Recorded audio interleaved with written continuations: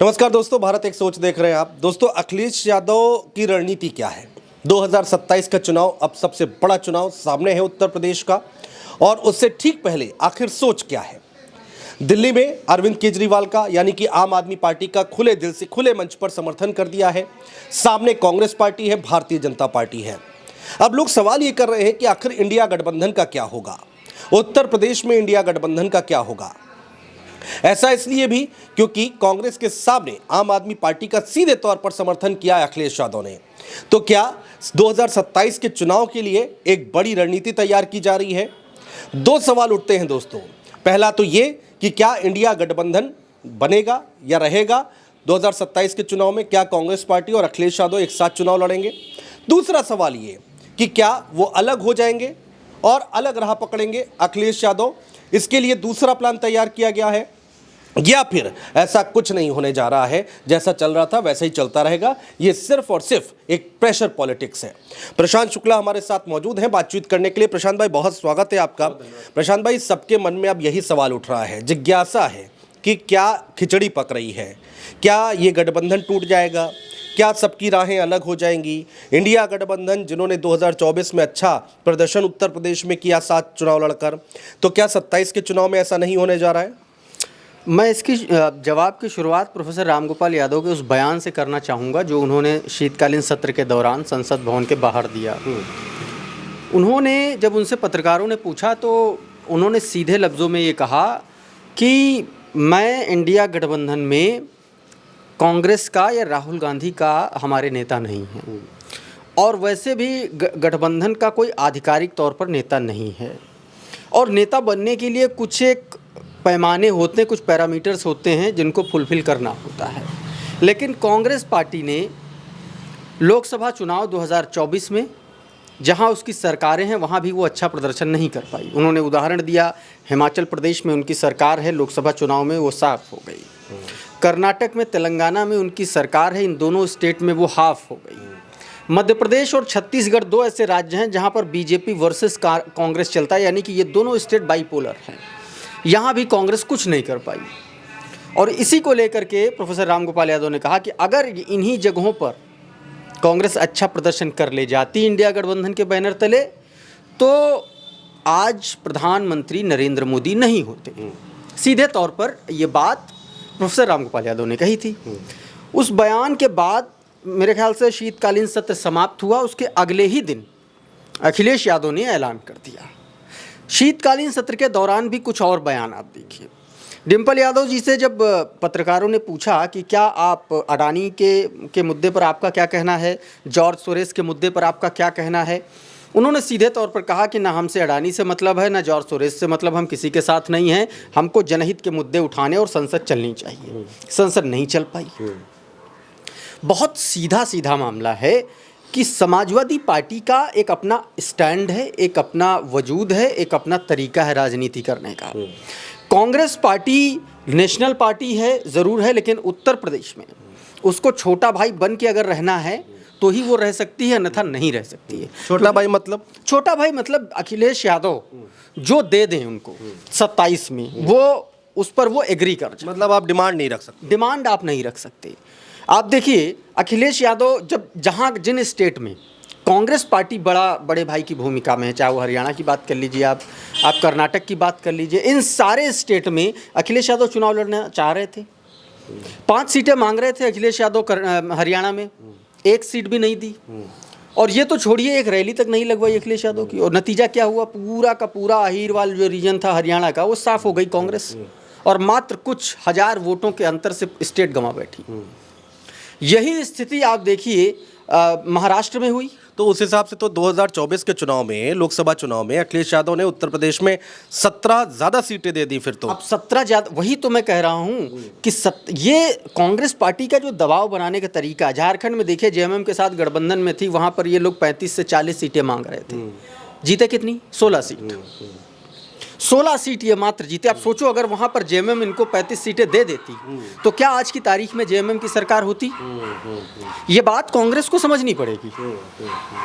और जो अभी इस समय जो रणनीति चल रही है, जो आपने अभी कहा कि अखिलेश यादव ने इस तरीके की बातें की, उसके पीछे एक बहुत बड़ा रीज़न है। अखिलेश यादव ये कतई नहीं चाहते हैं कि इंडिया गठबंधन किसी भी तरीके से टूटे या उस पर कोई सवाल उठे, लेकिन इसके लिए कांग्रेस पार्टी को समझना बहुत नहीं तो ये तो बड़ा संदेश दे दिया ना, बड़ा संकेत दे दिया कि Congress party versus Arvind Kejriwal versus Bharatiya Janata party, और अखिलेश यादव ने चुन लिया अरविंद केजरीवाल को, राहुल गांधी को भी चुन सकते थे। नहीं, बिल्कुल ठीक बात है, क्योंकि आप देखिए कि अखिलेश यादव को ये पता है कि अगर दिल्ली में आज की तारीख में हम आम आदमी पार्टी को चुनते हैं तो उत्तर प्रदेश में जिन जिन इलाकों में, जिन जिन पॉकेट्स में आम आदमी पार्टी का वजूद है, वहां पर वो तो अखिलेश यादव से सीटें मांगने नहीं आ रही। वाकई वजूद है क्या? कुछ जगहों पर है, इतना वजूद नहीं है कि वो कोई सीट जीत सकते हैं, लेकिन इतना वजूद है कि वो किसी की जीत हार में एक लाठी सहारा बन सकती है। या फिर यूं कहें कि अखिलेश यादव ने अरविंद केजरीवाल को समर्थन देके ये कह दिया है कि आपको 20, 30, 40 सीटें जितनी हम देना चाहें उतनी पर रहिए और उससे ज़्यादा मत आगे बढ़िए, वरना हमारे पास ऑप्शन बहुत है। नहीं ठीक, देखिए संकेत यही हैं, सीधे तौर पर यही संकेत हैं। और जो आप बात केजरीवाल की कर रहे हैं दिल्ली में, अखिलेश यादव बेसिकली दोनों को साथ के चलना चाह रहे हैं और साथ में प्रेशर भी है, इसमें पॉलिटिक्स और प्रेशर दोनों। दिल्ली में आम आदमी पार्टी को समर्थन करने के पीछे का सबसे बड़ा कारण ये है कि बिना शर्त उत्तर प्रदेश 27 में आम आदमी पार्टी के लोगों की रैलियां लगेंगी, आम आदमी पार्टी सपोर्ट करेगी समाजवादी पार्टी का, कांग्रेस पार्टी वहाँ पर चुनाव लड़ेगी। और अभी जिस तरीके से 6 सांसद हैं, ऑन एन एवरेज अगर एक लोकसभा सीट में 4 लोकसभा विधानसभा सीटें मान लीजिए तो 6 चौक 24 विधानसभा, इससे ज़्यादा सीटें जीतने की कांग्रेस पार्टी हैसियत नहीं रखती आज की तारीख में। चलिए 24 को और बढ़ा लीजिए, खैर आप 30 कर लीजिए, लेकिन आप इससे ज़्यादा सीटों की स्थिति में नहीं जा सकते। तो बेसिकली अखिलेश यादव इसी बात का मैसेज दे रहे हैं और यही समझाने की कोशिश कर रहे हैं कि आप अपनी ताकत को समझिए, आप अपनी कमजोरियों को समझिए और उनका मूल्यांकन करके ही सीटें मांगिए। ये नहीं कि आप फूलपुर की उपचुनाव की तरह फूलपुर की सीट मांगने लगे। नहीं प्रशांत भाई, एक सवाल ये भी उठता है, आम आदमी पार्टी की बात करें, बंगाल की बात करें, ममता दीदी की बात करें, उत्तर प्रदेश के आपने रामगोपाल यादव और इनके डिम्पल यादव के बयान आपने गिना ही दिए। हर कोई ये चाह रहा है कि इंडिया गठबंधन से कांग्रेस को साइड किया जाए क्योंकि बहुत ज़्यादा इम्पैक्ट नहीं पड़ पा रहा है, या फिर इंडिया गठबंधन की ड्राइविंग सीट पर ड्राइवर बदला जाए। देखिए, इंडिया गठबंधन का ड्राइविंग सीट पे जो ड्राइवर बदलने की बात है, पहली बात तो ये है उसकी कोई ड्राइविंग सीट पर बैठा ही नहीं भाई। उसका कोई लिखित डॉक्यूमेंट है क्या कि कांग्रेस उसको लीड कर रही? कोई नहीं है, उसका कुछ नहीं है। मुझे याद है समन्वय समिति की, इंडिया गठबंधन की समन्वय समिति जो है जिसमें 4-5 लोग हैं, मेरे ख्याल से खड़गे के घर पर वो बैठक हुई थी और उसमें से नीतीश कुमार बाहर निकल गए थे, ममता दीदी नाराज़ हो गई थी और फिर वो बैठक बेनतीजा रही और फिर उसके बाद से कुछ हुआ ही नहीं उसमें। तो ये कहाँ से खबर आ गई कि कांग्रेस पार्टी जो है वो इंडिया गठबंधन की नेता है? चलिए, बदलने का बात नहीं है तो कोई एक आदमी को बैठाना तो चाहिए ना। एक आदमी को बैठाना पड़ेगा और मौजूदा स्थिति में उत्तर प्रदेश के मामले में अगर आप हमसे पूछेंगे तो देश की तीसरी सबसे बड़ी पार्टी है इस वक्त समाजवादी पार्टी, सीटों के लिहाज से, लोकसभा सीटों के लिहाज से। और उत्तर प्रदेश में भारतीय जनता पार्टी के बाद मुख्य विपक्ष की भूमिका है। उस लिहाज से 2027 में इंडिया गठबंधन का नेतृत्व समाजवादी पार्टी करती हुई नजर आ रही है और मुझे नहीं लगता कि इसमें किसी को कोई दिक्कत भी होगी, क्योंकि सीधे तौर पर आप देखिए समाजवादी पार्टी ने अपना ऐतिहासिक प्रदर्शन किया है। नेताजी स्वर्गीय मुलायम सिंह यादव जी ने इस तरीके का प्रदर्शन कभी नहीं उनके नेतृत्व में समाजवादी पार्टी कर पाई लोकसभा चुनाव में, और आप देखिए, और उसी फॉर्मूले पर सीधे अखिलेश यादव बढ़ रहे हैं। पीडीए की जहां कहीं भी बात होती है अखिलेश यादव तुरंत जो है मोर्चा खोल देते हैं। कुल मिला के मुझे ये बताइए कि क्या ये गठबंधन रहेगा कांग्रेस और समाजवादी पार्टी का या फिर टूटेगा? देखिए, मुझे नहीं लगता है कि गठबंधन टूटने जा रहा है। अखिलेश यादव ने एक मैसेज दिया है और इस तरीके के अभी कई मैसेज अखिलेश यादव देंगे। हाँ, ये आप कह सकते हैं कि अखिलेश यादव ने दबाव बनाना शुरू कर दिया है, कांग्रेस पार्टी को संकेत देने शुरू कर दिए हैं कि अब जो है उत्तर प्रदेश में जिस तरीके से हम चाहेंगे उसी तरीके से काम होगा। 2000 सीटों के बंटवारे को लेकर अभी से यानी कि तिकड़म शुरू हो गई। एकदम सीटों का बंटवारा। अखिलेश यादव ये स्कोप ही नहीं देना चाहते हैं कि आप नेगोशिएशन टेबल पर भी बैठ पाएं। हम जो आपको दे रहे हैं वो आप लीजिए और उन सीटों पर आप जीतेंगे भी, क्योंकि अखिलेश यादव ने लोकसभा चुनाव में जो सीटें दी, 17 सीटें दी, उसमें से 6 सीटें जीत करके कांग्रेस पार्टी आई। अकेले दम पर आप मुझे बता दीजिए कांग्रेस पार्टी कितनी सीटें जीत सकती है? 2 से ज़्यादा नहीं, लेकिन 6 सीटें मिरेकल हुआ कांग्रेस पार्टी के, ये लोग कहते हैं। जो लोग कांग्रेस का काम उत्तर प्रदेश में 24 में कर रहे थे, तमाम सारे प्रोफेशनल्स की भी टीम लगी थी वहाँ पर, और वो लगातार, मतलब मैं उनके संपर्क में था, मुझसे बातचीत हो रही थी, तमाम सारे मेरे साथ के लोग थे वहाँ पर। तो आप ये समझिए कि कांग्रेस पार्टी बहुत ज़्यादा वहाँ पर अच्छी स्थिति में नहीं थी 24 के लोकसभा चुनाव में। वो पॉसिबल हो पाया 2 वजहों से।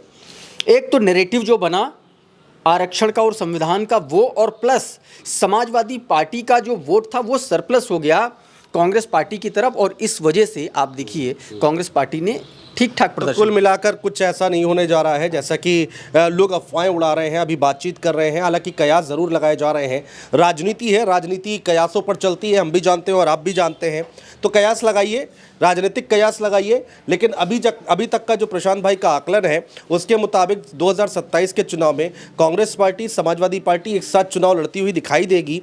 लेकिन हाँ, प्रेशर बनाया ज़रूर जा रहा है कि हम जितना दे दें, यानी कि जितनी सीटें हम दे दें। अखिलेश यादव कह रहे हैं कि हम जितनी सीटें दे दें उतनी सीटों पर आप संतुष्ट हो जाइए, उससे ज़्यादा की उम्मीद मत रखिएगा।